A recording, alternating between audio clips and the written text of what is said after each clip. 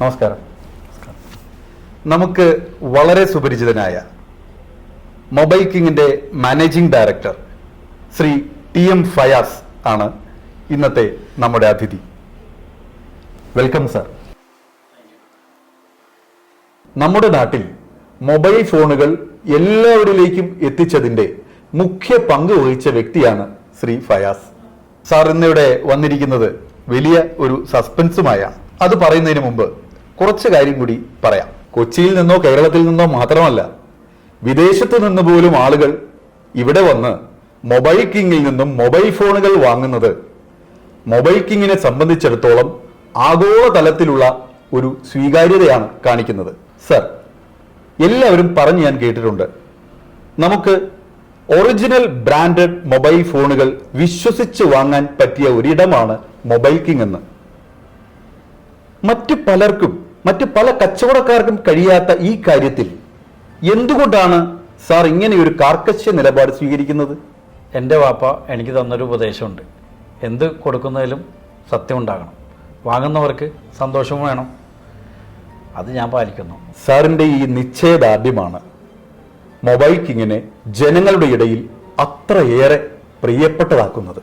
എല്ലാവരിലേക്കും ഏറ്റവും പുതിയ ടെക്നോളജി എത്തിക്കുക എന്നുള്ളതും ഏറ്റവും നല്ലത് മാത്രം കൊടുക്കുക എന്നുള്ള നിശ്ചയദാർഢ്യവും കൂടിച്ചേർന്നപ്പോൾ കൊച്ചിയിൽ പിറന്നത് ഒരു വിശ്വാസത്തിന്റെ കടയായിരുന്നു. മൊബൈൽ കിങ് ഇപ്പോൾ 25ാം വർഷത്തിൽ എത്തി നിൽക്കുമ്പോൾ സാറിന് എന്താണ് പ്രേക്ഷകരോട് പറയാനുള്ളത്? ഈ കഴിഞ്ഞ 25 വർഷം മൊബൈൽ കിങ്ങിനോടൊപ്പം നിന്ന നിങ്ങൾക്ക് എല്ലാവർക്കും നന്ദി. ഇനിയും നിങ്ങളുടെ സ്നേഹവും പ്രാർത്ഥനകളും ഉണ്ടാകണം. ഇനി നമുക്ക് ആ സസ്പെൻസ് റിവീൽ ചെയ്യാം. മൊബൈൽ കിങ്ങിൽ ഏറ്റവും പുതിയ ജോലി ഒഴിവുകൾ ഉണ്ടായിരിക്കുന്നു. അത് നിങ്ങളെ നേരിട്ടറിയിക്കാനാണ് സർ ഇന്നിവിടെ വന്നിരിക്കുന്നത്. സുമേഷ് തന്നെ എല്ലാം പറഞ്ഞോളൂ. ഫ്ലോർ മാനേജർ 2 ഒഴിവുകളുണ്ട്. Digital marketing executives 2 ഒഴിവുകളുണ്ട്.